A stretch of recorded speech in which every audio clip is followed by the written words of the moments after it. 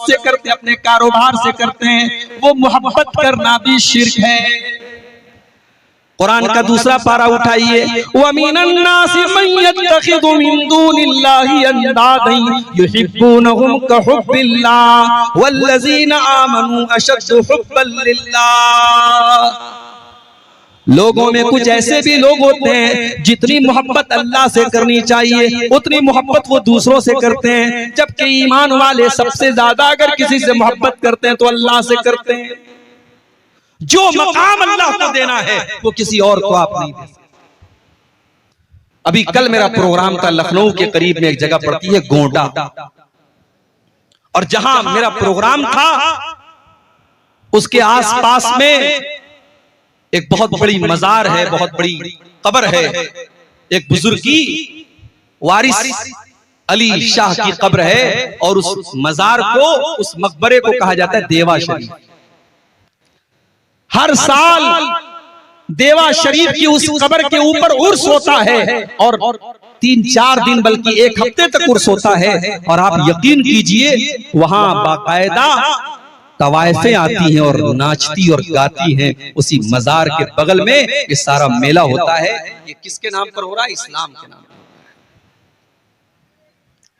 ये मुसलमान कर रहा है, किसी कब्र पे जाकर के सर झुका रहा है, किसी बुजुर्ग के आगे जाकर के सर झुका रहा है, बे औलाद औलाद मांगने के लिए जा रहा है, बीमार शिफा के लिए जा रहा है।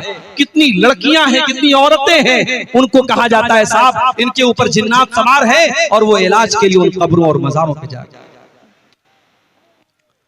मौलाना अल्ताफ हुसैन हाली ने 100 साल पहले कहा था, करे गैर गर्बुत की पूजा तो काफिर, करे गैर गर्बुत की पूजा तो काफिर, कवाकिब में माने करिश्मा तो काफिर, झुके आग पर बहरे सजदा तो काफिर, जो ठहराए बेटा खुदा का तो काफिर, मगर मोमिनों पर कुशादा है राहें, परस्तिश करें शौक से जिसकी चाहे, नबी को जो चाहे खुदा कर दिखाएं, इमामों का रुतबा नबी से बढ़ाएं, मज़ारों पे जा जा के नजरें चढ़ाएं, शहीदों से जा जा के मांगे दुआएं, न तौहीद में कुछ फर्क इससे आवे, न इस्लाम बिगड़े न ईमान जावे। मुसलमान तावीज पहन रहा है तब भी पक्का मुसलमान, मुसलमान कब्र पे जाके सजदा कर रहा है तब भी पक्का मुसलमान, अपने बच्चे के सर पे हाथ रख के बच्चे की कसम खा रहा है तब भी पक्का मुसलमान है। मेरे भाइयों, अगर कोई चीज शिर्क है तो चाहे वो हिंदू करे, चाहे वो ईसाई करे, चाहे वो मुसलमान करे, शिर्क है तो वो शिर्क ही रहेगी। मुसलमान के करने से शिर्क तौहीद नहीं बन जाएगा और वो चीज सही नहीं हो जाएगी। मुझे मालूम है आपकी शेरशाबादी बिरादरी अल्हम्दुलिल्लाह 100% किताब व सुन्नत पर चलने वाली बिरादरी, ये पूरी कौम अहले हदीस कौम है। मगर आपके इसी सीमांचल के इलाके में और आपकी इसी कौम के अंदर जिहालत कह लीजिए, अज्ञानता कह लीजिए, उलमा से दूरी कह लीजिए, बहुत सारे हमारे भाई और बहनें आज शिर्किया अमल करते हैं। बच्चों के गले में तावीज भी किसी किसी घर में पहना जाता है, किसी किसी घर में मुहर्रम, किसी किसी इलाके में मुहर्रम पर ताजिया तक निकल चुका है आपके इलाके में, और बहुत सारे ऐसे काम लोग करते हैं जिहालत की वजह से जो तौहीद के खिलाफ है। पहली नसीहत अल्लाह ताला की यही है कि इबादत अगर होगी तो अल्लाह, शिर्क नहीं करना है। अल्लाह ताला सारे गुनाहों को माफ कर देगा, शिर्क को माफ नहीं करेगा। अल्लाह ने कुरान में ऐलान कर दिया, इन्नल्लाह ला यग़फ़िरु अन युश्रका बिही व यग़फ़िरु मा दून ज़ालिका लिमन यशा। ऐ मेरे बंदो, हम तुम्हारे सारे गुनाहों को माफ कर देंगे मगर शिर्क हम माफ नहीं कर सकते। अच्छा, शिर्क क्यों माफ नहीं करेगा अल्लाह? क्योंकि शिर्क बेवफाई है। शिर्क करने वाला अल्लाह के साथ गद्दारी करता है, बेवफाई करता है। पालने वाला अल्लाह है, पैदा करने वाला अल्लाह है, ऑक्सीजन देने वाला अल्लाह है, सांस चलाने वाला अल्लाह है, तेरे दिल की धड़कनों को चलाने वाला अल्लाह है, तुझे रोजी रोटी देने वाला अल्लाह है, तुझे खिलाने पिलाने वाला अल्लाह है। और तू किसी और से जाकर के अपनी बीड़ी बनाने की फरियाद कर रहा है, किसी और के आगे हाथ फैला रहा है। ये तो वही बात हो गई कि किसी की बीवी उसको छोड़ करके किसी और मर्द के साथ चली जाए तो दुनिया कहती है बड़ी बदचलन औरत है, अपने शौहर के साथ बेवफाई करती है। इसीलिए अल्लाह ने कुरान में जब ज़िना का जिक्र किया तो ज़ानी के साथ अल्लाह ने मुशरिक का जिक्र किया। अल्लाह ने फरमाया अज़्ज़ानी ला यनकिहु इल्ला ज़ानियतन, अज़्ज़ानी ला यनकिहु इल्ला ज़ानियतन औ मुशरिकतन। ज़िना करने वाला या तो ज़ानिया औरत से शादी करता है या मुशरिक औरत से शादी करता है। ये ज़ानी को और मुशरिक को अल्लाह ने साथ में क्यों जिक्र किया है? क्योंकि ज़िना करने वाला भी किसी न किसी के साथ बेवफाई करता है। अगर वो शादीशुदा है, अगर वो औरत शादीशुदा है अपने शौहर के साथ, अगर वो मर्द शादीशुदा है तो अपनी बीवी के साथ बेवफाई कर रहा है। अगर शादी नहीं हुई है, कुंवारा है या वो लड़की कुंवारी है तो अपने होने वाले शौहर के साथ वो बेवफाई कर रही है। अल्लाह ने इसीलिए ज़ानी और मुशरिक को एक साथ जिक्र किया है कि जिस तरीके से ज़िना करने वाला बेवफाई करता है अपने होने वाले शौहर और बीवी के साथ, वैसे ही एक मुशरिक, एक शिर्क करने वाला अपने खालिक के साथ, अपने रब के साथ बेवफाई करता है। तो पहली नसीहत अल्लाह ने की कि तुम मेरे साथ किसी को शरीक मत करो। दूसरी नसीहत वबिल वालिदैनि इहसाना, और ऐ मेरे बंदो तुम अपने माँ बाप के साथ, अपने माता पिता के साथ, अपने वालिदैन के साथ, अपने पेरेंट्स के साथ अच्छा सलूक करते रहना। देखो तौहीद के बाद अल्लाह ने फौरन माँ बाप का जिक्र किया, इसलिए कि दुनिया में जितने लोगों के हुकूक हमारे ऊपर हैं उनमें सबसे पहला नंबर हमारे माँ बाप का है। इस दुनिया में सबसे ज्यादा अगर हमारे ऊपर किसी का एहसान है तो हमारे माँ बाप का एहसान है। माँ को देखो 9 महीने अपने पेट में रखती है, 9 महीने अपने पेट में रखने की तकलीफ आपकी माँ बर्दाश्त करती है, और जब 9 महीने पूरे हो जाते हैं उस बच्चे को अपनी जान पर खेल करके, अपनी जिंदगी को दांव पे लगा करके वो माँ जन्म देती है। बच्चा पैदा हो जाता है, अल्लाह ताला ने ये सिस्टम बनाया कि उसी माँ के बदन में उसके खून जिगर को अल्लाह ताला ने बच्चे की खुराक बना दिया।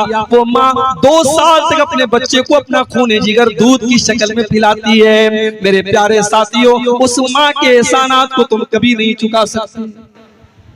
बाप को देखो, बाप को देखो, बाप रात दिन एक करके खून पसीना एक करके आपको पालता है, आपकी माँ के ऊपर खर्च करता है, आपकी परवरिश के ऊपर खर्च करता है, आपकी पढ़ाई लिखाई के ऊपर खर्च करता है। बाप अगर इस दुनिया से चला जाए तो बच्चा यतीम माना जाता है, बच्चे को दुनिया में कोई सहारा देने वाला नहीं होता है। बाप बहुत बड़ी छाया होती है, बाप अपने बच्चे के लिए बहुत बड़ा सहारा होता है। ये 2 हस्तियां हैं मेरे भाई जिनका एहसान हम कभी नहीं चुका सकते। अब्दुल्ला बिन उमर ने देखा एक आदमी खाने काबा का तवाफ कर रहा है, अपने कंधे पर अपनी बूढ़ी माँ को बिठा करके खाने काबा का तवाफ कर रहा है और बहुत खुश बना हुआ है। जब उसने तवाफ को कंप्लीट कर लिया, 7 चक्कर उसने खाने काबा के लगा लिए, अपनी माँ को कंधे पर बिठा करके उसने तवाफ करा लिया, उसने उम्रा करा लिया, उसने हज कंप्लीट कर लिया। अब्दुल्ला बिन उमर के ऊपर नजर पड़ी, कहता है कि अब्दुल्ला इब्न उमर, आज मैंने अपनी माँ का हक अदा कर दिया। मेरी माँ ने मेरे ऊपर जो एहसानात किए थे, अब्दुल्ला इब्न उमर, आज मैंने अपनी माँ के उन एहसानात को चुका दिया, आज मैंने अपनी माँ के एहसानात का बदला उतार दिया। अब्दुल्ला बिन उमर कहते हैं वला वला ज़फ़रतन मिन ज़फ़रात उम्मिका, अरे तेरी माँ ने जब तुझे जन्म दिया था, तेरी माँ के मुंह से जो चीख की आवाज निकली थी, तेरी माँ जो चिल्लाई थी, अभी तो तूने उस आवाज का भी हक अदा न किया, अभी तो तूने अपनी माँ की चीख का भी हक अदा नहीं चुका सकते। हमारा न माँ के एहसानात का बदला चुका सकते, न बाप के एहसानात का बदला चुका सकते। इसीलिए अल्लाह ताला अपनी तौहीद का ऐलान करने के बाद दूसरा हुक्म क्या दे रहा है? व बिल वालिदैन इहसाना, अपने माँ बाप के साथ मरते दम तक भलाई करते रहो। इम्मा यबलुगन्ना इंदकल किबर अहदुहुमा औ किलाहुमा फला तकुल लहुमा उफ्फिन, अगर तुम्हारे वालिदैन में से कोई एक तुमको बुढ़ापे में मिल जाए या दोनों बुढ़ापे में मिल जाए, अगर दोनों मिल गए तब तो अच्छी बात है, और एक अगर चला गया, माँ चली गई बाप बचा, बाप चला गया तो माँ बची, जब एक बचाए तो वो तो और ज्यादा तुम्हारी मदद का हकदार है, वो तो और ज्यादा तुम्हारे प्यार का हकदार है। वो अगर अकेला हो गया, कल तक बुढ़िया मौजूद थी, बूढ़े को कोई तकलीफ होती थी बुढ़िया से शेयर कर लेता था, बूढ़ी माँ को कोई तकलीफ होती थी अपने शौहर से शेयर कर लिया करती थी। आज शौहर का इंतकाल हो गया, वो बुढ़िया, वो माँ आज अकेली हो गई, वो रात में किसी के साथ अपने दुख दर्द को बयान नहीं कर सकती। इसलिए अल्लाह ने पहले एक का जिक्र किया, फरमाया इम्मा यबलुगन्ना इंदकल किबर अहदुहुमा औ किलाहुमा, अगर किसी एक को तुम बुढ़ापे की हालत में पालो या दोनों को बुढ़ापे की हालत में पालो, फला तकुल लहुमा उफ्फिन, तो खबरदार अपनी बूढ़ी माँ को, अपने बूढ़े बाप को तुम कभी उफ भी मत कहना, उफ भी मत कहना। अरबी जबान में किसी को तकलीफ पहुंचाने के लिए सबसे हल्का अगर कोई लफ्ज है, उफ है। अल्लाह ने कहा कि उफ भी मत कहना, यानी तकलीफ पहुंचाना, उनसे बदतमीजी करना, उनकी आंखों में आंसू लाना तो बड़ी दूर की बात है। तुम्हें अपनी जुबान से कोई ऐसा लफ्ज भी नहीं निकालना है जिससे तुम्हारी माँ को तकलीफ पहुंचे, तुम्हारे बाप को तकलीफ पहुंचे। यहां एक बात की और वजाहत कर देता, जरूरी नहीं है हर मसले में माँ बाप सही हो। माँ बाप की जिद गलत भी हो सकती है, माँ बाप का फैसला गलत भी हो सकता है। अगर माँ बाप की कोई गलत बात है, आप मत मानो मेरे भाई, उनकी हर बात मानना जरूरी नहीं है, उनकी गलत बात को आप इनकार कर सकते हो, मगर बदतमीजी करने का, उनको तकलीफ पहुंचाने की अथॉरिटी आपको नहीं है। उनकी गलत बात आप मत मानिए, लेकिन उनके साथ अच्छा सलूक करिए। आपकी बीवी है, माँ की आपकी बीवी के साथ नहीं बन पा रही है, आपने बहुत मैनेज करने की कोशिश की, बहुत संभालने की कोशिश की, लेकिन माँ में और बीवी में नहीं बन पा रही है, सास और बहू में नहीं निभ पा रही, कोई मसला नहीं, आप अपनी बीवी के साथ अलग रहो, आप अपना किचन अलग कर लो, माँ के साथ अच्छा सलूक करते रहो, माँ की जरूरतों को पूरा करते रहो, माँ को कोई तकलीफ न पहुंचाओ। लेकिन जब देख लिया कि ज्वाइंट फैमिली में साथ में रहना बहुत मुश्किल है, तो कोई बात नहीं, आप अपनी बीवी का भी हक अदा करो, बीवी को अलग कर सकते हैं अलग। जरूरी नहीं है कोई, ये फर्ज नहीं है कि माँ और बीवी में नहीं निभ पा रही है, झगड़े हो रहे हैं सास और बहू के, और हम जबरदस्ती दोनों की जिंदगी को आजाद बना के रखें। नहीं, बीवी का हक अपनी जगह है, माँ का हक अपनी जगह है। आप अलग अलग रहिए बीवी के साथ, आप अपना किचन अलग कर लीजिए, रिहाइश अलग कर लीजिए, लेकिन माँ के साथ अच्छा सलूक। अल्लाह ने फरमाया उनको उफ भी न कहना, वला तनहरहुमा, उनको कभी डांट फटकार करके उनसे बात न करना, वकुल लहुमा कौलन करीमा, और जब भी अपने माँ बाप से तुम बात करना तो बड़े अदब के साथ बात करना, बड़ी तमीज के साथ बात करना। तुमने अगर आज MBBS का एग्जाम पास कर लिया, तुम डॉक्टर बन गए, तुम्हारे माँ बाप अगर अंगूठा छाप है, तब भी उनके साथ तुम्हें बदतमीजी करने की कोई अथॉरिटी नहीं है, उनके साथ तुम गलत तरीके से बात न करना। तुम डॉक्टर हो गए, तब भी उनके बेटे हो, अपनी माँ के सामने जब भी जाना, अपने बाप के सामने जब भी जाना, वो कुल लहुमा कौलन करीमा, उनसे बड़े पोलाइटली लहजे में, बड़ी रिस्पेक्ट के साथ, बड़े सम्मान के साथ, बड़ी नरमी के साथ बात करना। और आगे क्या फरमाया, वक़्फ़िज़ लहुमा जनाह ज़ुल्लि मिनर रहमा, जिस तरीके से परिंदा आसमान से जब उतरता है, जमीन पर जब आता है तो अपने परों को समेट लेता है, अपने माँ बाप के लिए अपने परों को समेट लिया करो, यानी अपने माँ बाप के लिए अपने आप को टाइट न बनाओ, अपने आप को हार्ड न बनाओ। दुनिया में जितना भी नाम कमा लो, जितनी भी दौलत कमा लो, अपने माँ बाप के लिए हमेशा अपने आप को सॉफ्ट बना के रखो, अपने आप को नरम बना के रखो। वक़ुर रब्बिरहमहुमा कमा रब्बयानी सगीरा, और ये दुआ किया करो कि ऐ मेरे परवरदिगार, मेरे माँ ने मेरे ऊपर जो एहसान किया, मेरे बाप ने जो एहसान किया, आय अल्लाह मैं उनको चुका नहीं सकता। आय अल्लाह मैं तेरे ऊपर छोड़ देता हूँ, तू रहम फरमा। आय अल्लाह जिस तरीके से मेरे माँ बाप ने मुझे पाला है। मगर आज का नौजवान तो माशाअल्लाह मोबाइल चलाने में एक्सपर्ट है, मोबाइल चलाने में एक्सपर्ट है, लेकिन अपनी माँ और बाप के मरने के बाद इस काबिल भी नहीं है कि जनाजे की नमाज खड़े होकर के अपने माँ बाप की जनाजे की नमाज पढ़ सके। अरे ऐसी औलाद से तो बे औलाद बेहतर है। अगर बाप मर गया और माँ मर गई और औलाद अगर इस काबिल भी नहीं है कि अपने माँ बाप की जनाजे की नमाज खड़ी होकर के पढ़ सके, तो ऐसी औलाद किस काम की? कम से कम इस लायक बनो कि कल माँ दुनिया से चली जाए, कल बाप दुनिया से चला जाए, तो खड़े होकर के जनाजे की नमाज में अपने बाप के लिए, अपनी माँ के लिए मग़फ़िरत की दुआ कर सके। और मेरे भाइयों, ये मदरसे, ये छोटे छोटे मदरसे हैं ना, इनको हकीकत, ये मदरसे बंद हो गए तो आपके बच्चों को जो छोटी छोटी जो दुआएं आती हैं, ये दुआएं भी कोई सिखाने वाला नहीं। कम से कम इसी बहाने आपके बच्चे ठीक है, मदरसे के बाद आगे की तालीम नहीं हासिल कर सके, स्कूल में चले गए, कॉलेज में चले गए, लेकिन अगर उनकी बुनियाद मजबूत है, उन्होंने प्राइमरी तक और उसके बाद तो 4 दर्जे अगर इन मदरसों में पढ़ा होगा आपके लड़कों ने, आपकी लड़कियों ने, आपकी बच्चियों ने, तो इंशाअल्लाह वो इस लायक तो रहेंगे कि जब जिंदगी में हाथ उठाएंगे तो अपने माँ बाप के लिए मग़फ़िरत की दुआ कर सकेंगे। और एक बात बोलूं, माँ बाप के लिए मग़फ़िरत की दुआ करना ये भी बड़े नसीब की बात है। सबको नसीब नहीं होता है ये। इब्राहीम अलैहिस्सलाम इतने बड़े नबी हैं, उनका बाप मुशरिक था, उनका बाप आज़र मुशरिक था, और इब्राहीम अलैहिस्सलाम अपने बाप से वादा करते हैं कि अब्बा जान मैं आपके लिए अल्लाह से माफी मांगूंगा, मैं अल्लाह से मग़फ़िरत की दुआ करूंगा, लेकिन अल्लाह ने मना कर दिया। अल्लाह ने कहा नहीं, ऐ इब्राहीम तुम्हारा बाप मुशरिक है और मुशरिक के लिए मग़फ़िरत की दुआ नहीं की जा सकती। इब्राहीम अलैहिस्सलाम चाह करके भी अपने बाप के लिए मग़फ़िरत की दुआ नहीं कर सके। हमारे प्यारे नबी, अल्लाह के आखिरी नबी, अपनी माँ के लिए मग़फ़िरत की दुआ करना चाहते थे। आपने अल्लाह से इजाजत मांगी, अल्लाह ने इजाजत नहीं दी।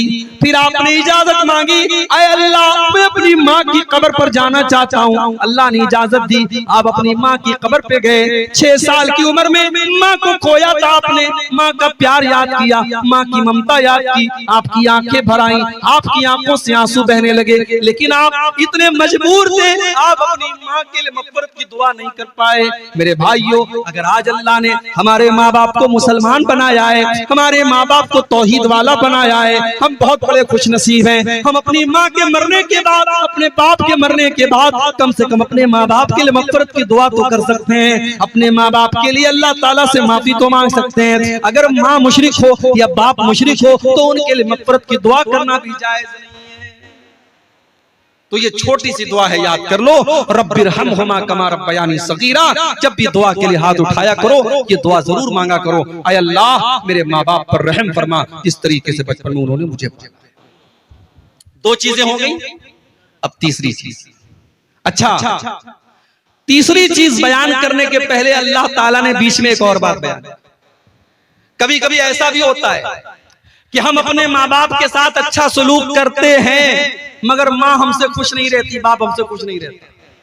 हमारा दिल साफ है, हम खुश रखने की कोशिश कर रहे हैं, लेकिन माँ नहीं खुश रह रही है, बाप नहीं खुश है। उस सूरत में क्या किया जाए? अल्लाह ने इस सवाल का भी जवाब दिया, रब्बुकुम आलमु बिमा फी नुफूसिकुम इन तकूनु सालिहीना फइन्नहु काना लिल अव्वाबीना गफूरा। ऐ मेरे बंदो, अगर तुम्हारा दिल साफ है, अगर तुम्हारी नीयत साफ है, अगर तुम अपने माँ बाप को खुश करना चाहते हो, तुम्हारे दिल में कोई चोर नहीं है, तुम्हारे दिल में कोई खोट नहीं है, तो कोई बात नहीं, अल्लाह ताला तुमको माफ कर देगा।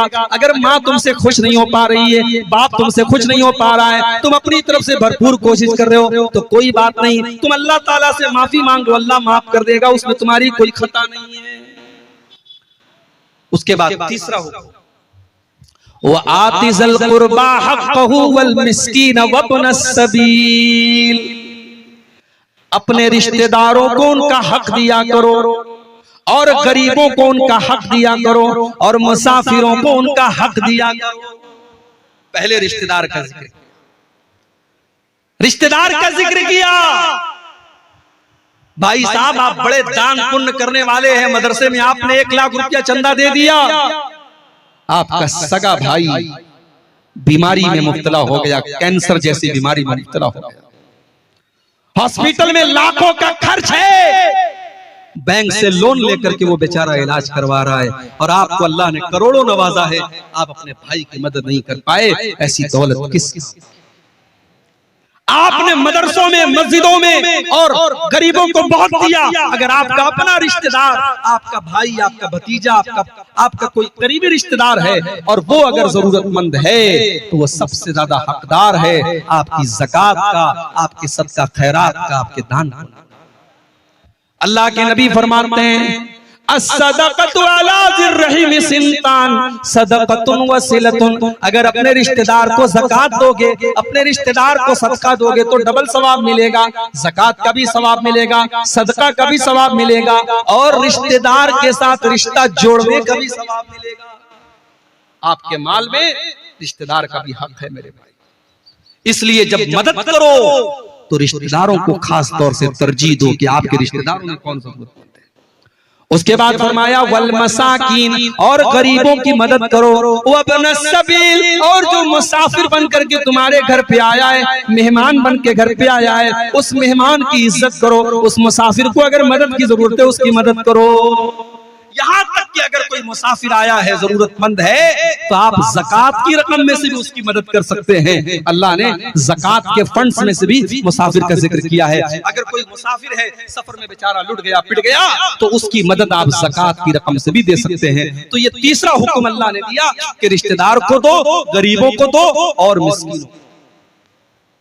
चौथा हुक्म, वला तुबज़िर तबज़ीरा, और ऐ मेरे बंदो तुम फजूल खर्ची न करना, तुम नाजायज जगहों पर पैसे खर्च न करना, हराम जगहों पर अपना माल खर्च न करना। यहाँ अल्लाह ने क्या लफ्ज इस्तेमाल किया? तबजीर। आप लोग खेती करने वाले किसान लोग हैं, आप बड़ा अच्छे तरीके से समझेंगे इसको। तबजीर का लफ्ज बना है बज्र से, और बज्र कहते हैं बीज को। अगर आपने बीज को खेत में सही जगह डाला है तभी खेती होगी, वरना खेती नहीं होगी। अल्लाह ने माल को बीज करार दिया है।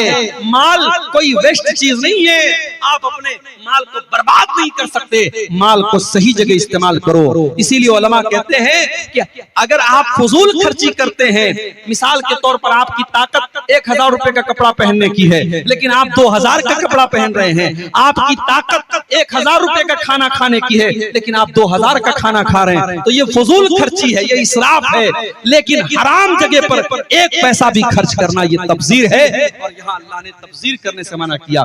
फरमाया वला तुबज़िर तबज़ीरा, नाजायज जगहों पर, हराम जगहों पर अपना माल खर्च न करना। इन्नल मुबज़्ज़िरीन कानू इख़वान शयातीन व कान शैतानु लिरब्बिही कफूरा। फजूल खर्ची करने वाले, हराम जगह पर पैसा खर्च करने वाले, शराब पर पैसा लुटाने वाले, जिना पर पैसा लुटाने वाले, लड़कियों पर नाजायज पैसा खर्च करने वाले, हराम जगहों पर पैसा खर्च करने वाले, वो शैतान के भाई। आज होता है किसी लड़की से ताल्लुक कायम हुआ, अब वो लड़की से कह रही मेरे मोबाइल का रिचार्ज कर दो, ये फट से रिचार्ज कर दो। घर में छोटा भाई छोटी बहन, उसके मोबाइल का रिचार्ज खत्म हो गया, वो 10 बार कह चुका है ये रिचार्ज नहीं करता है, और वो लड़की जिससे ताल्लुक कायम है उसने 1 बार का इसने फट से रिचार्ज कर दिया। क्यों? क्योंकि यहाँ गलत ताल्लुक है, यहाँ नाजायज ताल्लुक है। हराम जगह पर 1 पैसा भी खर्च करना ये तबजीर है, और अल्लाह ने कहा कि तबजीर करने वाले शैतान। ये माल हमारा नहीं है मेरे भाई, ये माल अल्लाह का है, हमें इस्तेमाल करने के लिए मिला है। ये माल हमारी प्रॉपर्टी नहीं है, ये अल्लाह की प्रॉपर्टी है।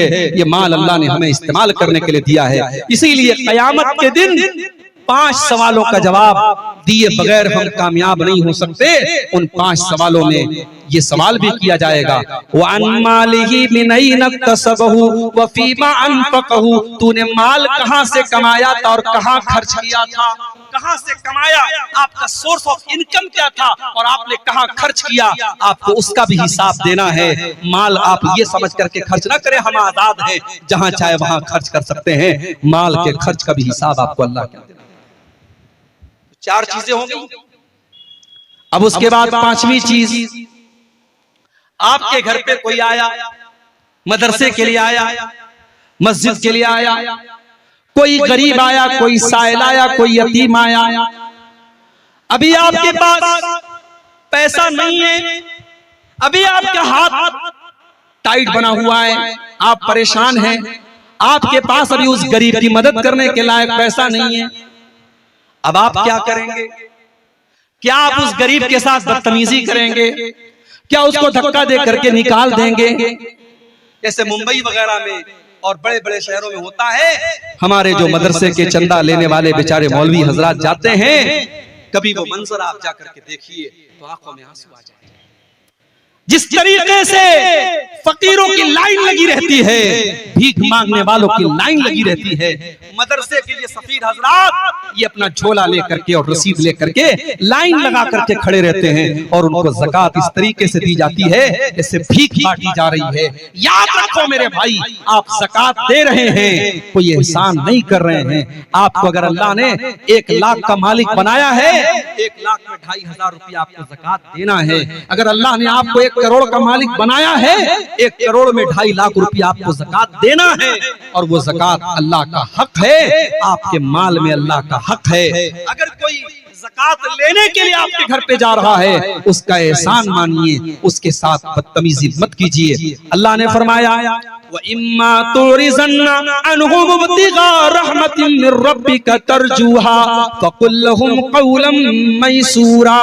अगर किसी गरीब को देने के पास तुम्हारे पास उस गरीब को देने के लायक पैसा नहीं है, तुम्हारा हाथ अभी टाइट बना हुआ है, तो उसको बड़े प्यार से, बड़ी नरमी से उसको टाल दो। उससे कहो कि बाद में आ जाना, अभी मेरे पास ताकत नहीं है। उससे झिड़क करके, उससे बदतमीजी के साथ बात मत करना।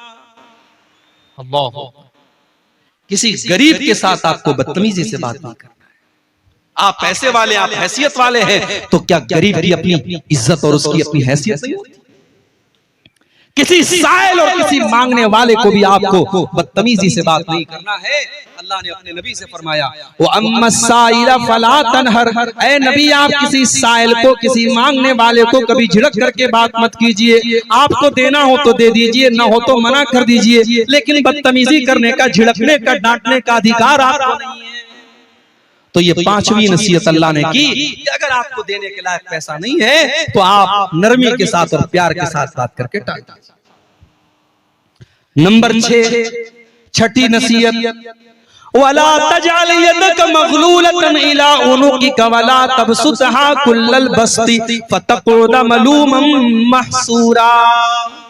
ये बड़ी प्यारी बात है। अल्लाह ने कहा कि अपने हाथ को अपनी गर्दन में बांध कर मत रखो। इतने टाइट मत बन जाओ, इतने कंजूस मत बन जाओ कि बीवी अपने जायज नमक लाना है, तेल लाना है, आटा लाना है, उसके लिए भी तुम्हारी जेब से पैसा नहीं निकलता। बच्चों की किताब कॉपी लाना है, कलम लाना है, जरूरत की चीजें लाना है, उसके लिए भी तुम्हारी जेब से पैसा नहीं निकल रहा है। पैसा है लेकिन तुम नहीं दे रहे हो, इतने बखील भी मत बनो। और एक मसला बता दे रहा हूं, शौहर अगर बीवी की जायज जरूरतों को पूरा नहीं कर रहा है, हमारे शौहर हजरात नाराज ना हो, हदीस की रोशनी में मसला बयान कर, अगर शौहर बीवी की जायज जरूरतों को पूरा नहीं कर रहा है, उसका खर्च नहीं दे रहा है, तो बीवी शौहर को बताए बगैर उसके पॉकेट में से, उसकी तिजोरी में से, उसके पर्स में से पैसा ले सकती। बीवी चुरा सकती है बीवी शौहर का पैसा कब? जब शौहर बीवी का जरूरी खर्च पूरा नहीं कर रहा है, शौहर के पास पैसा है फिर भी खर्च नहीं कर रहा है, तो बीवी बगैर बताए ले सकती है। अब कल से ऐसा ना हो कि साहब आपके पर्स में से 500-500 के नोट गायब होने लगे और आप बीवी से पूछे तो कि अब्दुल गफ्फार साहब ने मसला बता दिया है, मैंने ले लिया है। ये गलत तरीका नहीं अपनाना है। मैंने कह दिया जहां जरूरत है वहां ले सकती है। हजरत अबू सुफियान रज़ी अल्लाह तआला अन्हु की बीवी अल्लाह के नबी के पास आती है और कहती है, अल्लाह के नबी मेरे शौहर बहुत कंजूस है, बखील हैं, हमारी जायज जरूरतों के लिए भी पैसा नहीं देते हैं, क्या मैं उनकी इजाजत के बगैर उनसे पैसा ले सकती हूँ? अल्लाह के नबी ने कहा हाँ ले सकती हो। तो बीवी शौहर अगर कंजूस और बखील है, बास शौहर बेचारे बड़े कंजूस होते हैं, अल्लाह ताला हिफाजत करे और वो अपने बच्चों की जायज जरूरतों को भी पूरा नहीं करते हैं, तो ऐसी कंजूस शौहरों की बीवियां उनकी तिजोरी में से पैसा बगैर बताए ले सकती हैं। अल्लाह ने कहा कंजूस भी मत बनो, वला तबसुतहा कुल्लल बस्ती फतक़उदा मलूमम महसूरा, और अपने हाथों को इतना फैला भी न देना कि बाद में तुमको मोहताज हो जाना पड़े। अपनी चादर के बराबर तुम अपना पैर फैलाना, उससे ज्यादा तुम फैलाओगे तो तुम्हारी चादर खुल जाएगी, तुम बेआबरू हो जाओगे, बेइज्जत हो जाओगे। अपनी लिमिट से ज्यादा खर्च ना करना। एक मसला अक्सर पूछा जाता है, मौलवी साहब क्रेडिट कार्ड इस्तेमाल करना कैसा है? आजकल क्रेडिट कार्ड पे बड़े ऑफर भी आते हैं। आजकल मोबाइल जैसे फ्लिपकार्ट पे, अमेजॉन पे अगर आपको मोबाइल लेना है, अगर आप कैश में मोबाइल लेंगे 25,000 का मिलेगा, क्रेडिट कार्ड के जरिए लेंगे पता लगा साहब 2,000 की छूट चल रही है, 3,000 की छूट चल रही है, और क्रेडिट कार्ड फ्री में बन भी जाता है। बन तो जाता है फ्री में, और कुछ क्रेडिट कार्ड ऐसे भी होते हैं कि उसमें कोई इंटरेस्ट भी नहीं लगता है। चलो वहां तक तो ठीक है, मगर होता क्या है, अब क्रेडिट कार्ड आपको मिल गया, क्रेडिट कार्ड पे आपको लिमिट मिल गई 1 लाख रुपए की, अभी आपके अकाउंट में सिर्फ 10,000 रुपया है, लेकिन आपको क्या लग रहा है कि मैं 1 लाख का मालिक बन गया। अब आप धीरे धीरे शॉपिंग कर रहे हैं, ऑनलाइन चीजें देख रहे हैं, बीवी ने कहा ये भी ले लो, आपने ये भी ले लिया, बच्चे ने कहा ये भी ले लो, आपने ये ले, आपने 1 लाख रुपए तक का सामान ले लिया। अब क्रेडिट कार्ड का बिल आया, उसमें लिखा है साहब अक्टूबर में आपने 1 लाख का सामान खरीदा है, नवंबर की 30 तारीख तक अगर आपने पे नहीं किया तो आपको डेली 200 रुपया पेनाल्टी लगेगी। मैं 200 मिसाल के तौर पे कह रहा हूं, ज्यादा भी लग सकती है। अब ये जो पेनाल्टी लग रही है, एक तो ये हराम है, ये ब्याज है, सूद है, और दूसरे ये है कि आपने अपनी लिमिट से ज्यादा खर्च किया। इसीलिए कभी लोन लेना, लोग ये भी सवाल करते हैं कि लोन लेकर के कारोबार करना कैसा है। बास लोगों ने रास्ता निकाला कि साहब हिंदुस्तान है, यहाँ अगर हम लोन नहीं लेंगे बैंक से तो कैसे तरक्की करेंगे, कैसे हम बिजनेस करेंगे। कोई जरूरत नहीं। मैं कहता हूं ऐसी तरक्की हमें नहीं करना है जिसके लिए हमें गलत रास्ता अपनाना पड़े। आज हमारी कौम में करोड़पति और अरबपति लोग मौजूद हैं। अगर चाहें तो आपस में ऐसी कोई सोसाइटी बना लें, ऐसा कोई कोऑपरेटिव सिस्टम बना लें कि बगैर ब्याज के जरूरतमंद लोगों को कर्जा दें, मगर वो हो नहीं सकता, वो पॉसिबल नहीं। हमारी कौम के हालात हम सबको अच्छी तरीके से मालूम है।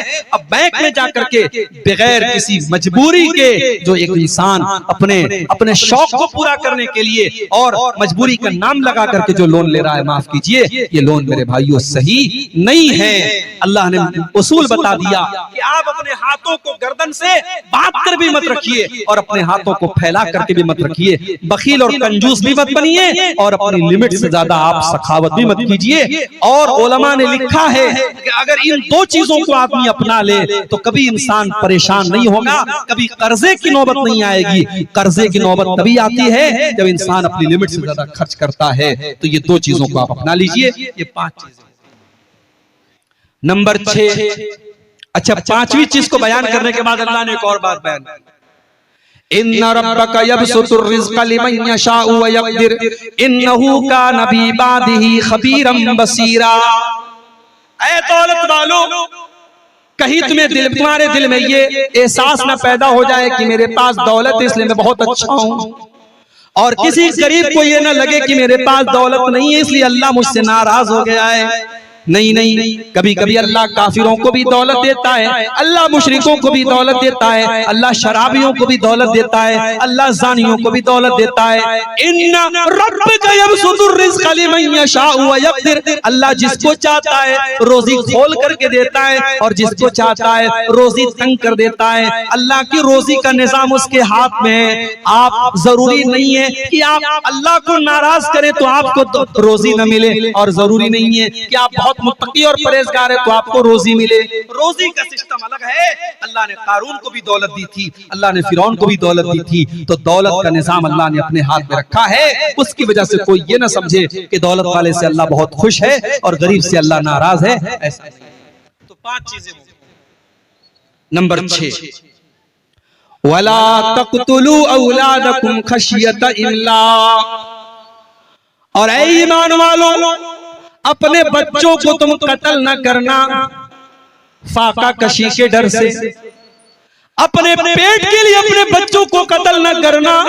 नहनु नर्ज़ुकुहुम व इय्याकुम, तुम्हारे बच्चों को भी रोजी हम देते हैं और तुमको भी रोजी हम ही देते हैं। इन्न क़त्लहुम काना ख़ितअन कबीरा, औलाद को कत्ल करना बहुत बड़ा गुनाह है। उस जमाने में लड़कियां पैदा होती थी तो लड़कियों का बाप अपने हाथ से अपनी बेटी का गला दबा करके उसको कब्र में दफन कर देता था। अपने हाथ से बेटियों को धक्का दे करके गड्ढे में डाल देता था और जिंदा गाड़ देता था। उस समाज में ये जुल्म भी होता था। कुरान में अल्लाह बयान करता है, वइज़ा बुश्शिरा अहदुहुम बिल उन्सा ज़ल्ल वजहुहु मुस्वद्दन व हुवा कज़ीम, जब किसी बाप के घर में लड़की पैदा होती थी तो लड़की के बाप का चेहरा काला पड़ जाता था। यतवारा मिनल कौमी मिन सुई मा बुश्शिरा बिही, वो बेचारा अपना चेहरा अपनी कौम को दिखाता नहीं था। अयुमसिकुहु अला हुनिन अम यदुस्सुहु फित्तुराब, उसके सामने 2 रास्ता होता था। अगर बेटी को पाले तो समाज में जलील होना पड़ेगा, और दूसरा रास्ता ये कि अपने हाथों से अपनी बेटी को जमीन के अंदर दफन कर दे, गाड़ दे। बेटियों को गाड़ दिया जाता था। ओ मेरी प्यारी माओ बहनों, आज तुम सवाल करते हो कि इस्लाम ने हमको क्या दिया है, और मैं तुमको बताता हूँ। इस्लाम ने तुमको जीने का अधिकार दिया है। 1400 साल पहले अरब की धरती पर और मक्के की धरती पर लड़कियों को पैदा होने के बाद मार दिया जाता था। मेरे नबी दुनिया में आए, आपने इस रिवाज को खत्म किया। आपने दुनिया वालों को बताया बेटी कलंक नहीं है, बेटी पाप नहीं है, बेटी बोझ नहीं है, बेटी तो रहमत बन करके आती है। आपने बेटी को कत्ल करने वाले बाप से कहा, वइज़ल मऊदतु सुइलत बिअय्यि ज़म्बिन क़ुतिलत, ऐ बेटियों के कातिलों, ऐ बेटियों को कत्ल करने वालों, कल कयामत के दिन अल्लाह की बारगाह में तुमको हिसाब देना पड़ेगा। तुमने बेटी को क्यों मारा, तुमने बेटी को क्यों कत्ल किया, तुम्हें अल्लाह के हिसाब देना पड़ेगा। मेरे नबी ने दुनिया वालों को यह भी पैगाम दिया, मन आला जारियतैनी, जिसको अल्लाह ने 2 बेटियां दे दी और 2 बेटियों को उसने अच्छे तरीके से पाला पोसा, यहाँ तक के बेटियां जवान हो गई। जा यौमल क़ियामति अना व हुवा कहातैन, आपने अपनी दोनों उंगलियों से इशारा करके फरमाया कि 2 बेटियों की परवरिश करने वाला कल कयामत के दिन अपने नबी के साथ जन्नत में जाएगा। जिस तरीके से ये दोनों उंगलियां एक दूसरे के साथ जुड़ी हुई हैं, वो जन्नत में अपने नबी के साथ जाएगा। जब मेरी तीसरी बेटी पैदा हुई तो मेरे बास दोस्तों ने कहा कि आपकी तो जन्नत पक्की होगी। मजाक के तौर पे कहा, लेकिन हकीकत में अगर इस हदीस की रोशनी में देखो तो 2 बेटियों की सही परवरिश करने वाले को अल्लाह के नबी जन्नत की बशारत सुना रहे हैं। मगर आज क्या हो रहा है, 2023 चल रहा है, हमारा भारत चांद पर पहुंच गया, चंद्रमा के ऊपर हमारा नाम, भारत का नाम पहुंच गया। मगर आज 2023 में भी भारत के अंदर सरकार को स्कीम निकालनी पड़ती है, बेटी पढ़ाओ बेटी बचाओ। बेटी बचाओ का नारा क्यों लगाना पड़ता है, कभी आपने गौर किया? क्योंकि हर साल हमारे भारत देश में हजारों नहीं लाखों की तादाद में बेटियां अपनी मां के पेट में एबॉर्शन के जरिए मार दी जाती। डॉक्टरों के यहाँ लिखा हुआ देखा होगा आपने, हमारे यहाँ लिंग की जांच करना अपराध है। हमारे यहाँ यानी माँ के पेट में लड़का है कि लड़की, हमारे यहाँ जांच नहीं होती है, लिखा होता है।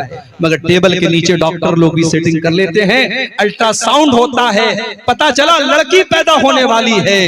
बीवी से कहता है नहीं, 4 बेटियां मेरे पास ऑलरेडी मौजूद हैं, इनकी कैसे शादी करूंगा, इनके जहेज का इंतजाम कैसे करूंगा, मुझे नहीं चाहिए लड़की। और डॉक्टर से कहता है इसका एबॉर्शन कर दो, और मां के पेट में वो लड़की मार दी जाती है। और बेदर्दी और बेरहमी इस कदर होती है मेरे भाइयों, अगर आप एबॉर्शन का वीडियो जाकर के यूट्यूब पर देख लें तो शायद आपकी आंखों से आंसू आ जाए।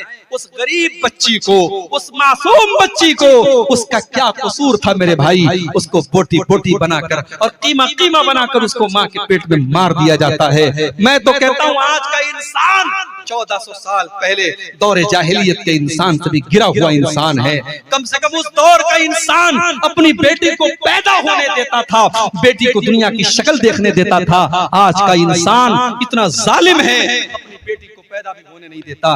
बेटी पैदा होती ही, बेटी के पैदा होने के पहले ही माँ के पेट में बेटी को काट काट के उसके टुकड़े टुकड़े करके मार दिया जाता है। मेरे भाइयों, अल्लाह कह रहा है खबरदार अपनी औलाद को कत्ल।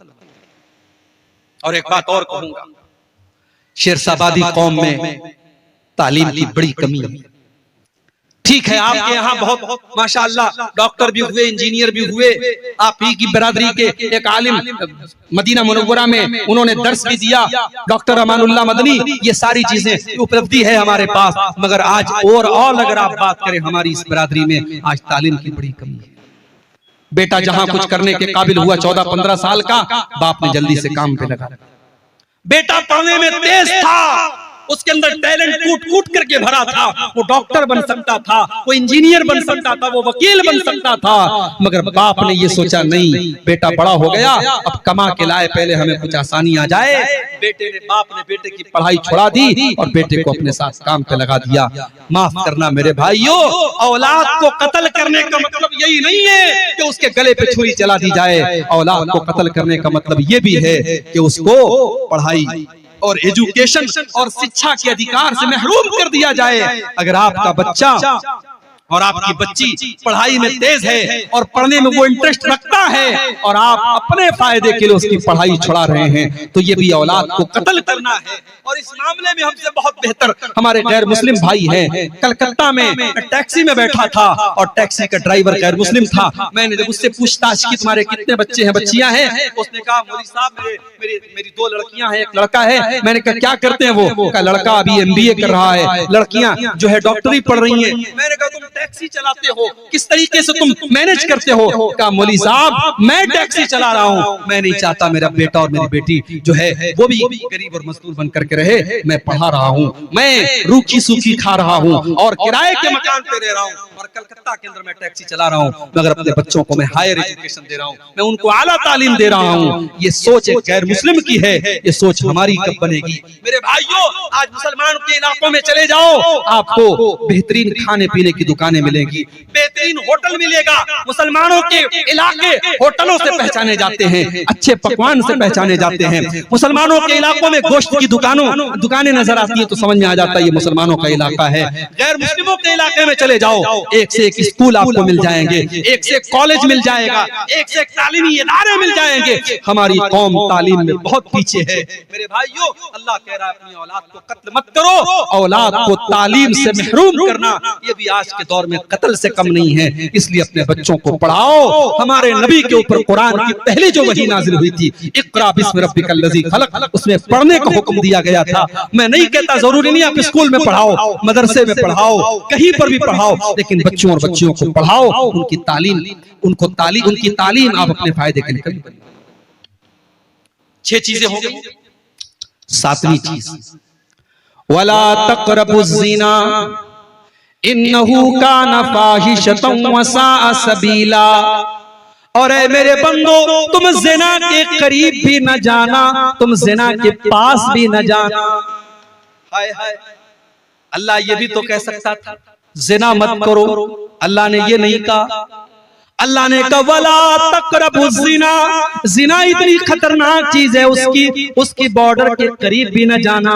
नेपाल की बॉर्डर पर आप चले जाओ, अभी बॉर्डर शुरू भी नहीं हुआ है, अभी आप इंडिया के अंदर मौजूद हैं, लेकिन बीएसएफ के खेमे लगे हुए हैं, बॉर्डर के जो सिपाही उनके खेमे लगे हुए हैं, बॉर्डर की सुरक्षा करने वाले सिपाहियों की वहां पे उनके खेमे लगे हुए हैं, जो ये बता रहे हैं कि बॉर्डर करीब आ चुकी है, अब यहाँ संभल करके रहना है। आप बॉर्डर पर कोई हथियार लेकर के नहीं जा सकते, कोई इल्लीगल चीज, कोई गैर कानूनी चीज लेकर के नहीं जा सकते। मेरे भाइयों, अल्लाह कह रहा है वला तक़रबु ज़िना, मेरे बंदो तुम ज़िना के करीब भी न जाना। लड़की बन संवर करके घर से निकल रही है, लिपस्टिक लगाकर, पाउडर लगाकर, सज धज करके, सवर करके निकल रही है, अपने जिस्म की नुमाइश करके निकल रही है। मेरे भाइयों, क्या वो ज़िना की दावत नहीं दे रही है? क्या वो दुनिया वालों को ये आमंत्रण नहीं दे रही है, ये दावत नहीं दे रही है? वो लोगों, देखो मैं कितनी खूबसूरत हूँ, मेरे हुस्न का दीदार करो, मेरे जिस्म का दीदार करो, मेरे शरीर को देखो, वो ज़िना की दावत दे रही है। अल्लाह कह रहा है वला तक़रबु ज़िना, ऐ मुसलमानों तुम ज़िना के करीब भी न जाओ। मुसलमान लड़की जब घर से निकले तो अल्लाह के नबी फरमाते वो खुशबू लगा करके न निकले, वो खुशबू लगा करके भी न निकले। अगर मस्जिद में जाना है, नमाज पढ़ने जाना है, तो नमाज पढ़ने के लिए भी वो खुशबू लगा करके नहीं जा सकती। मेरी प्यारी माँ बहनों, आप जलसे में आ रही हैं, आप तकरीर सुनने के लिए जा रही हैं, रात भर आप तकरीर सुनेंगी, कुरान और हदीस की बातें सुनेंगी। आप जवान लड़की, आपकी 18-22 साल की, 20 साल की लड़की, वो सच करके, संवर करके, वो दुनिया भर का मेकअप करके, वो खुशबुओं में अपने आप को बसा करके अपने घर से निकल रही है। ये कहां से जायज हो गया? ये भी नाजायज है मेरे भाइयों, ये भी ज़िना की दावत देना है। और आज आपके सीमांचल की बहुत सारी लड़कियां, आज इंस्टाग्राम पर उनके फॉलोवर लाखों की तादाद में, लड़की मुसलमान है, किशनगंज की रहने वाली है, पूर्णिया की रहने वाली है, अररिया की रहने वाली है, मुसलमान लड़की है, वो अपने रील्स डालती है, अपनी तस्वीरें डालती है, अपने वीडियोस डालती है, दुनिया वाले उसके ऊपर कमेंट करते हैं माशाअल्लाह, वेरी क्यूट, वेरी ब्यूटीफुल, उसकी तारीफें हो रही हैं। ऐ मुसलमान लड़की, क्या तूने अपने रब का कुरान नहीं पढ़ा? तेरे रब का कुरान कहता है युबदीन ज़ीनतहुन्ना, ऐ मुसलमान औरत, तुझे अपनी जीनत को जाहिर नहीं करना है, तू सर से पैर तक जीनत है, तुझे अपना चेहरा भी दुनिया वालों के सामने नहीं दिखाना है। तेरे जब तू पाँव चले, जब तू जमीन पर चले, तो तेरे पायल की झंकार भी गैर मर्दों तक नहीं जानी चाहिए। कुरान कहता है वला यज़रिबना बिअरजुलिहिन्ना, ऐ मुसलमान औरतों, जब तुम चला करो तो अपने पाँव को जमीन पे जोर जोर से मार करके न चला करो, तुम्हारे पायल की झंकार भी गैर मर्दों के कानों तक नहीं जानी चाहिए। ज़िना के करीब नहीं जाना। घर में ज्वाइंट फैमिली सिस्टम है, देवर भी उसी घर में रहता है, भाभी भी उसी घर में रहती है। भाभी किचन में काम कर रही है, देवर जाके हंसी मजाक कर रहा है, भाभी को टच कर रहा है, भाभी को छू रहा है, भाभी से वल्गर बातें कर रहा है, भाभी को भी कोई फर्क नहीं पड़ रहा है। भाभी देवर के सामने जैसे तैसे बैठी हुई है, जैसे तैसे अपने कपड़े को संभाल भी नहीं रही है। क्या ये ज़िना की दावत देना नहीं है? मेरे भाइयों, अल्लाह के नबी फरमाते हैं इय्याकुम वद्दुखूल अलन निसा, जो औरतें तुम्हारे लिए गैर महरम है, गैर महरम औरतों से अकेले में न मिला करो, तन्हाई में न मिला करो। देवर अपनी भाभी से अकेले में न मिले, जीजा अपनी साली से अकेले में न मिले, तन्हाई में न मिले। क्यों? साहबा ने पूछा अल्लाह के नबी, क्या देवर अपनी भाभी से भी नहीं मिल सकता? क्या जीजा अपनी साली से भी नहीं मिल सकता? आपने फरमाया अल्हम व अल मौत, देवर अपनी भाभी के लिए मौत के समान है, जीजा अपनी साली के लिए मौत के समान है। आज कितने रिश्तों में, आज जीजा साली के दरमियान अवैध संबंध चल रहे हैं, कितने घरों में भाभी और देवर के बीच में नाजायज ताल्लुकात पनप रहे हैं। मेरे भाइयों, कुरान कह रहा है वला तक़रबु ज़िना, तुम ज़िना के करीब भी न जाना। ये तो देवर तो गैर महरम है। लड़की जवान हो गई, अपने सगे भाई के सामने भी, अपने बाप के सामने भी, अपने ससुर के सामने बहू को भी अपना दुपट्टा अपने सीने पर रखना है। ये नहीं कि चलो ये तो मेरा बाप है, ये तो मेरा भाई है, ये तो मेरा बेटा है। कुरान कहता है वल यज़रिबना बिखुमुरिहिन्ना अला जुयूबिहिन्ना, ऐ मुसलमान औरतों, अपने गरेबानों पर अपना दुपट्टा हमेशा रखा करो। अपने घर में अपने महरम रिश्तेदारों के सामने भी तुम्हें अपना दुपट्टा अपने सीने पर रखना है। लड़की कॉलेज जा रही है, ठीक है, कॉलेज में पढ़ाने वाला टीचर मर्द है, जेंट्स है, वहां उससे टीचर से बात करना है। लड़की दुकान पे सामान लेने गई, दुकानदार जेंट्स है, मर्द है, उससे बात करना है। किसी गैर महरम से बात करने की जरूरत पड़ गई, मोबाइल पर किसी कंपनी वाले का कॉल आ गया, किसी मर्द का कॉल आ गया, बात करना है। अब अल्लाह ने उस गैर महरम से, उस मर्द से औरत बात कैसे करेगी, अल्लाह ने उससे बात करने का सलीका भी कुरान में बताया। फरमाया फला तखज़ाना बिल क़ौलि फयत्मअल्लज़ी फ़ी क़ल्बिही मरज़ुन। ऐ मुसलमान औरत, किसी गैर महरम से तू ऐसे लहजे में बात न कर कि उसके दिल में तेरे लिए पुलाव पकने लगे, उसके लिए तेरे दिल में उम्मीदें पलने लगे। तू कड़क लहजे में बात कर, तू सख्ती के साथ बात कर। तू किसी से मोबाइल पर भी अगर कभी बात करे तो तेरी बात में नरमी नहीं होनी चाहिए, तेरी बात में मिठास नहीं होनी चाहिए। सोशल मीडिया का जमाना है, लड़कियों की आईडी है फेसबुक के ऊपर, इंस्टाग्राम के ऊपर। इंस्टाग्राम की चैटिंग में आकर के लड़का कहता है अस्सलाम वालेकुम मेरी बहन, ये कहती है वालेकुम अस्सलाम मेरे भाई। कभी अपने सगे भाई से इतने प्यार से बात नहीं की थी जितने ये इंस्टाग्राम वाले भाई से बात कर। 2-4 दिन तक वो भाई रहता है, फिर वो कहता है तुम्हारी आवाज सुनने का मन कर रहा है। ये इधर से वॉइस आवाज भेजती, अपनी आवाज में कुछ बोल करके भेजती। माशाअल्लाह तुम्हारी आवाज तो बहुत खूबसूरत है, हालांकि निहायत बेकार आवाज है, मगर यहाँ तो पुलाव पक रही है। इश्क और मोहब्बत की लड़की की तारीफ करता है, लड़की खुशी के मारे फूले नहीं समा रही है, फिर फोटो भी भेज रही है, फिर वीडियो भी भेज रही है, फिर मुलाकात का अपॉइंटमेंट भी मिल जाता है, लड़का लड़की मुलाकात भी करते हैं। और व्हाट्सएप और फेसबुक और इंस्टाग्राम की एक चैटिंग होटल के किसी कमरे में जाकर के बंद होती है। मेरे भाइयों, ये सोशल मीडिया का इस्तेमाल, मैं ये तो नहीं कहता कि लड़कियों के लिए हराम है, मगर मेरी बहनों, अगर आपने जरा सी भी अगर किसी को अपनी उंगली पकड़ाई तो कलाई पकड़ने में देर नहीं लगेगी। ये मर्द औरत का रिश्ता चिंगारी की तरह है, इसलिए अल्लाह ने कहा वला तक़रबुज़ ज़िना, ज़िना के करीब भी न जाना, अगर जाओगे तो जल करके भस्म हो जाओगे। इतना बड़ा गुनाह है ज़िना। अगर कुंवारा ज़िना करे तो इस्लाम कहता है 100 कोड़े मारे जाएंगे, लड़की को भी 100 कोड़े मारे जाएं, लड़के को भी 100 कोड़े मारे जाएं। भारत का कानून कहता है अगर आपस की सहमति से ज़िना हुआ है तो उसमें कोई आपत्ति नहीं है, कोई गुनाह नहीं है। इस्लाम ये कहता है अगर ज़िना हुआ है, अवैध संबंध कायम हुआ है, निकाह के बगैर अगर रिश्ता कायम हुआ है, लड़के को भी 100 कोड़े मारे जाएं, लड़की को भी 100 कोड़े मारे जाएं। कुरान कहता है वलियशहद अज़ाबहुमा ताइफतुम मिनल मोमिनीन, जब ज़िना की ये सजा दी जाए तो पब्लिक के सामने दी जाए, अलल ऐलान दी जाए, किसी बंद कमरे में न दी जाए। इतना बड़ा गुनाह है। और अगर जिना करने वाला शादीशुदा है, मैरिड है, विवाहित है, या वो औरत शादीशुदा है, किसी की बीवी है और उसने जिना किया है, तो इतना बड़ा गुनाह है कि अल्लाह के नबी कहते हैं पत्थरों से मार मार के रज्म कर दिया जाए, उस मर्द को खत्म कर दिया जाए, उस औरत को खत्म कर दिया जाए। उन्हें जीने का अधिकार नहीं है क्योंकि उन्होंने इतना बड़ा गुनाह किया है।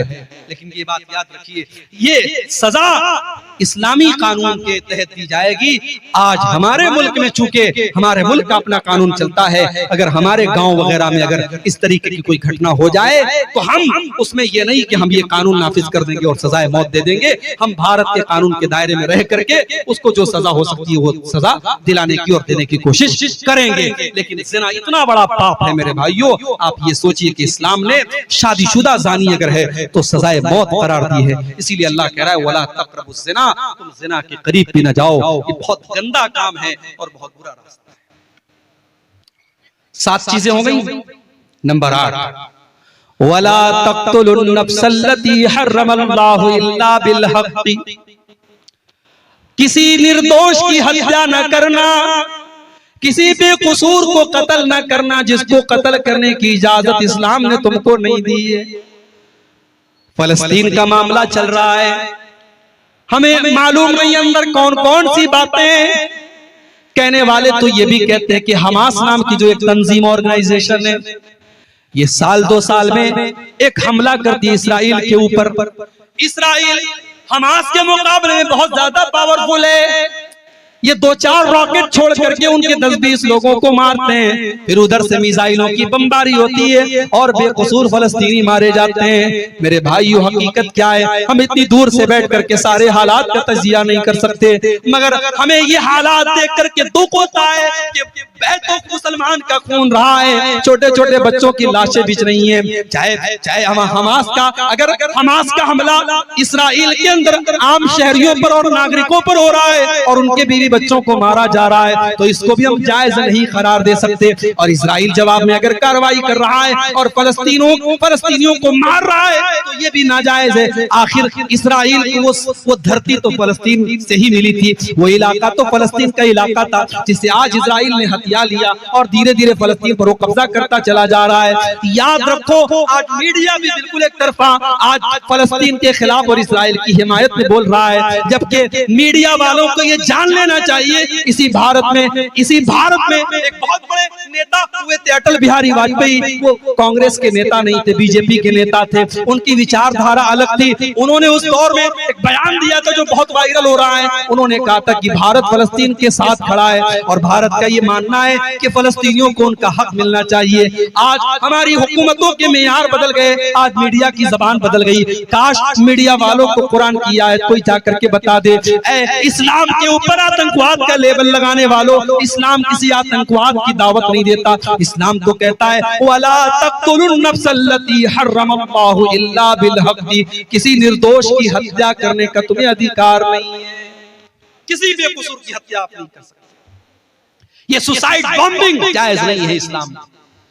कोई गया किसी शॉपिंग मॉल में अपने आप को उड़ा दिया, 100 लोगों को मार दिया, ये इस्लाम में जायज नहीं है मेरे भाइयों। किसी एक बेकसूर की हत्या पूरी मानवता की हत्या है, कुरान भी कहता है। इंसान की जान की ये वैल्यू है इस्लाम के अंदर। अगर किसी एक इंसान की किसी ने हत्या कर दी तो हत्यारे को बदले में हत्या की जाएगी, कातिल को कत्ल किया जाएगा। वमन कुतिल मज़लूमन फक़द जअलना लिवलिय्यिही सुल्ताना फला युसरिफ फिल क़त्ल इन्नहु काना मंसूरा। अगर कोई कत्ल हो गया तो उसके घर वालों को अल्लाह ने इजाजत दी है कि चाहे तो वो कातिल को कत्ल करवा दे, चाहे तो वो कातिल को कत्ल करवा दे, और चाहे तो कत्ल के बदले एक बहुत बड़ा अमाउंट जिसको दियत कहा जाता है वो दियत ले ले। ये अधिकार अल्लाह ताला ने जो इंसान कत्ल हुआ है, जो मकतूल है, उसके घर वालों को दिया है। तो ये 8वां हुक्म है मेरे भाइयों कि किसी की हत्या करने की हमें इजाजत नहीं। नंबर 9, वला तक़रबू मालल यतीम इल्ला बिल्लती हिया अहसन, और यतीम के माल के करीब न जाना, किसी यतीम का माल न हथियाना। हाय हाय, आज यतीमों के नाम पे बड़े बड़े इदारे चल रहे हैं और यतीमों के नाम पे बाहर से पैसा आ रहा है। यतीमों का पैसा लोगों की पॉकेट में जा रहा है, लोगों के पेट में जा रहा है। अगर किसी यतीम का माल आपने नाजायज तरीके से खाया, कुरान कहता है इन्नल्लज़ीना याकुलूना अम्वालल यतामा ज़ुल्मन इन्नमा याकुलूना फी बुतूनिहिम नारा। जो लोग यतीम का माल नाजायज तरीके से अपने पेट में भरते हैं वो जहन्नम की आग अपने पेट में भर रहे हैं। वसयस्लौना सईरा, और अनकरीब वो जहन्नम की आग में डाले जाएंगे। यतीम बेचारा बेसहारा होता है, उसका बाप नहीं होता। कोई थप्पड़ लगा के निकल जाए, कोई पूछने वाला नहीं तुझे थप्पड़ क्यों मारा गया।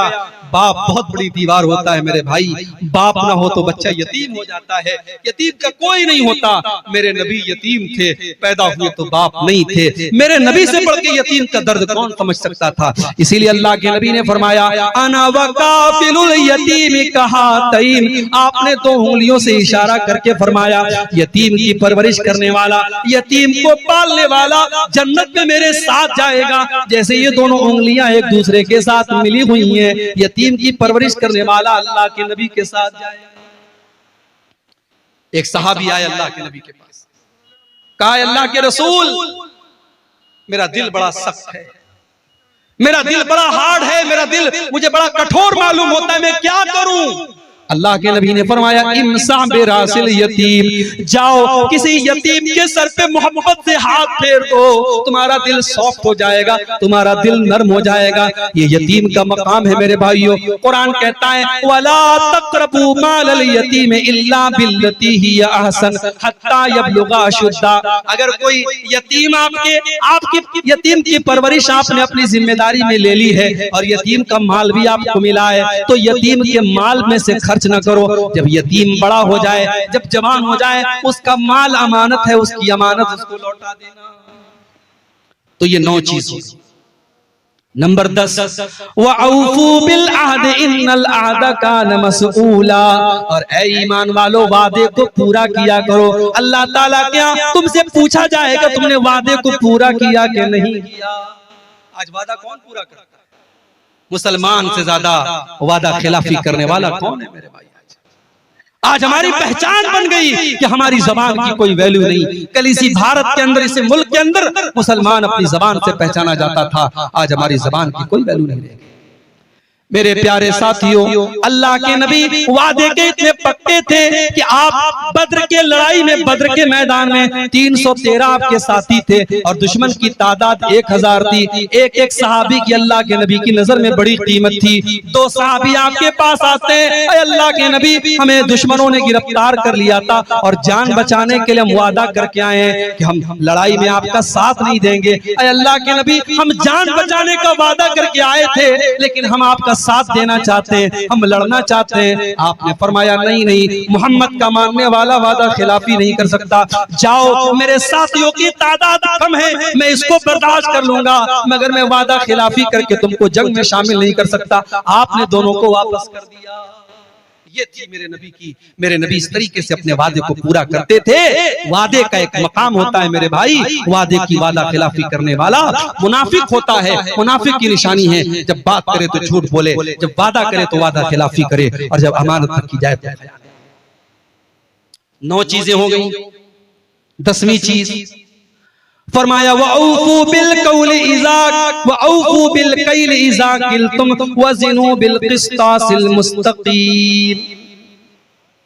और ऐ ईमान वालो, जब तुम कोई सामान नाप करके दिया करो तो पूरा पूरा नाप करके दिया करो, उसमें कोई कमी न किया करो। वज़िनू बिल क़िस्तासिल मुस्तक़ीम, और तुम्हारा तराजू बिल्कुल सही होना चाहिए।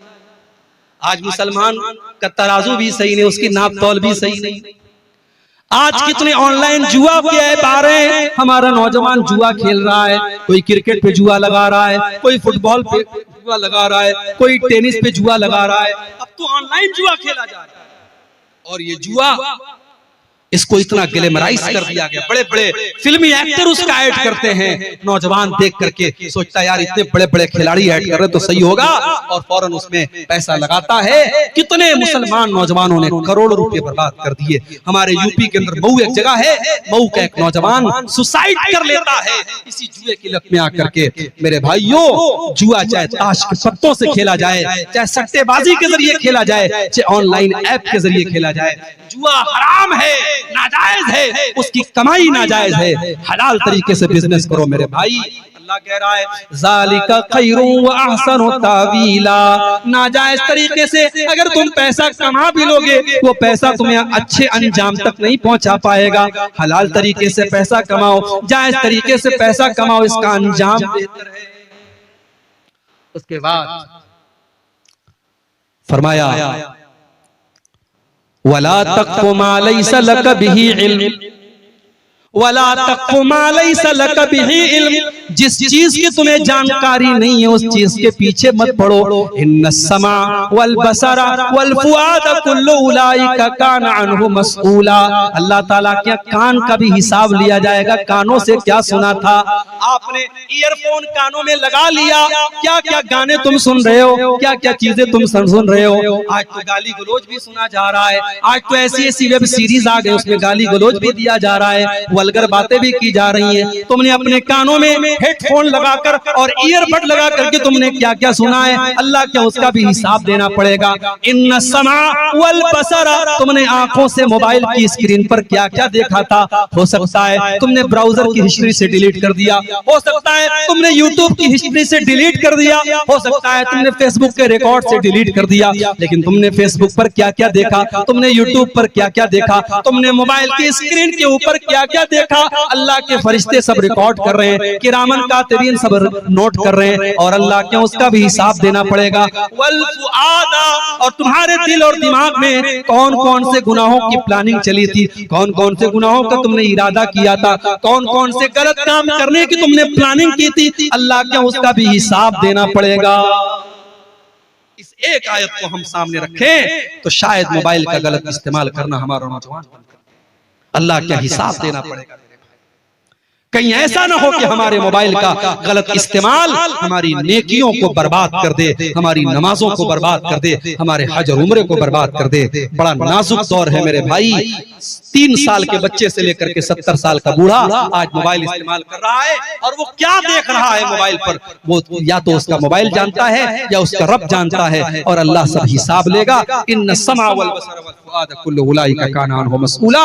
तुम कानों से, आंखों से और दिल से क्या कर रहे हो, सबका हिसाब देना। नंबर 14, वला तमशी फिल अर्ज़ि मरहा, और जमीन में तुम अकड़ करके न चला करो। जमीन में तुम अहंकार के साथ, गुरूर के साथ और तकब्बुर के साथ न चला करो। इन्नका लन तखरिकल अर्ज़ा, तुम जमीन को फाड़ नहीं सकते।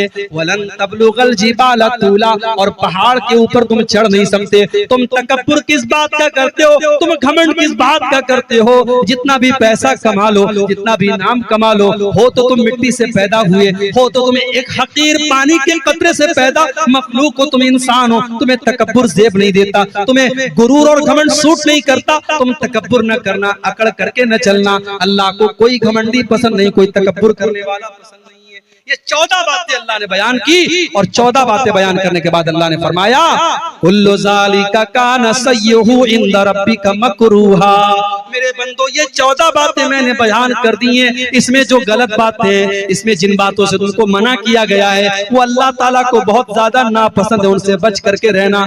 ज़ालिका मिम्मा औहा इलैका रब्बुका मिनल हिकमा, ऐ नबी ये हिकमत की बातें हैं जो आपका रब आपको बता रहा है। वला तजअल मअल्लाहि इलाहन आखर, और ऐ नबी 15वीं नसीहत ये है, 15वां हुक्म ये है कि आप अल्लाह के साथ, ऐ कुरान पढ़ने वाले, तू अल्लाह के साथ किसी और को शरीक मत करना। वला तजअल मअल्लाहि इलाहन आखरा फतुल्का फी जहन्नम मलूमम मदहूरा, तो अल्लाह के साथ किसी को शरीक न करना, वरना जहन्नम के अंदर डाल दिया जाएगा।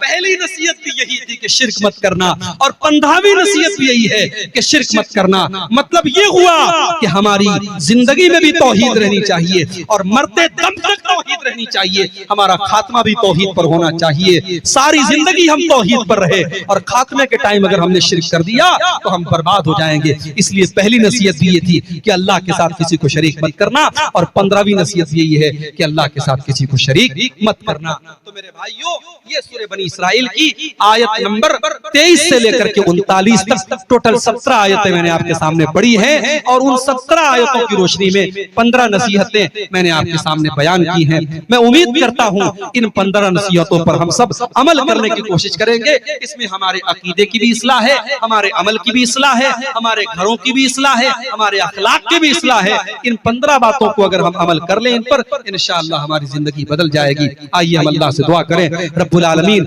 इन 15 नसीहतों पर हम सबको अमल करने की तौफीक अता फरमाए। रब्बुल आलमीन हमें हर किस्म के शिर्क से, बिदअत से, खुराफात से अल्लाह ताला महफूज रखे। रब्बुल आलमीन जो हमें बीमार हैं उनको शिफा अता फरमाए। रब्बुल आलमीन कहने सुनने से ज्यादा अमल की तौफीक अता फरमाए। आमीन।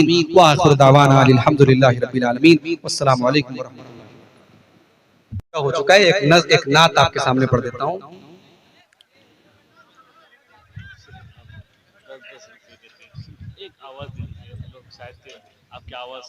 भाइयों, प्रोग्राम मदरसे के ताउन के लिए है, और जलसे वालों का ये कहना है कि जिस ताउन की उनको उम्मीद थी, जिस चंदे की, उतना चंदा नहीं हो पाया है। मेरी आप सबसे बड़े प्यार से, बड़ी मोहब्बत से, बड़े अदब से गुजारिश है कि जितना हो सके कम से कम 10-10 रुपया आप जाते हुए इस इदारे का ताउन करके जाएं, तो एक बड़ा योगदान और ताउन हो जाएगा। अल्लाह ताला आपके चंदे को, आपके दान को कबूल फरमाए। मैं एक नात पढ़ के आपसे इजाजत लेता हूँ। वो शहरे मोहब्बत जहां मुस्तफा है, वही घर बनाने को दिल चाहता है। वो शहरे मोहब्बत जहां मुस्तफा है, वही घर बनाने को दिल चाहता है। वो सोने से कंकर, वो चांदी से मिट्टी, वो सोने से कंकर, वो चांदी सी मिट्टी, नजर में बसाने को दिल चाहता है। जो पूछा नबी ने कि कुछ घर भी छोड़ा, तो सिद्दीक़ अकबर के होठों पे आया।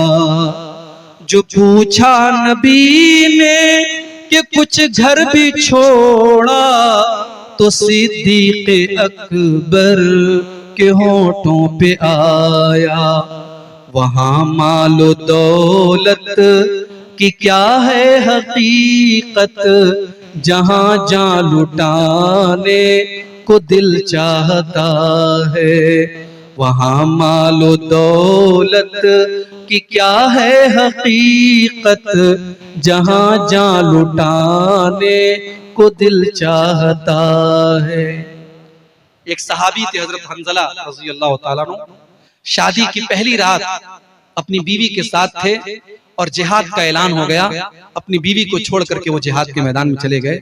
शायर ने इस वाक़े को इस नज़्म में पेश किया है। जिहादे मोहब्बत की आवाज गूंजी, कहा हंज़ला ने ये दुल्हन से अपनी। जिहादे मोहब्बत की आवाज गूंजी, कहा हंज़ला ने ये दुल्हन से अपनी। अगर हो इजाजत तो जामे शहादत लबों से लगाने को दिल चाहता है। अगर हो इजाजत तो जामे शहादत लबों से लगाने को दिल चाहता है। हजरत उमर फारूक रजी अल्लाह ताला ने जब अल्लाह के नबी को देखा तो ईमान ले आए। उसको शायर ने पेश किया है। जो देखा है रूए जमाले रिसालत, तो ताहिर उमर मुस्तफा से ये बोले। जो देखा है रूए जमाले रिसालत, तो ताहिर उमर मुस्तफा से ये बोले। बड़ी आपसे दुश्मनी थी मगर अब, बड़ी आपसे दुश्मनी थी मगर अब, गुलामी में आने को दिल चाहता है। वो शहरे मोहब्बत जहां मुस्तफा है, वहीं घर बनाने को दिल चाहता है। वो सोने से कंकर, वो चांदी से मिट्टी, नजर में बसाने को दिल चाहता है।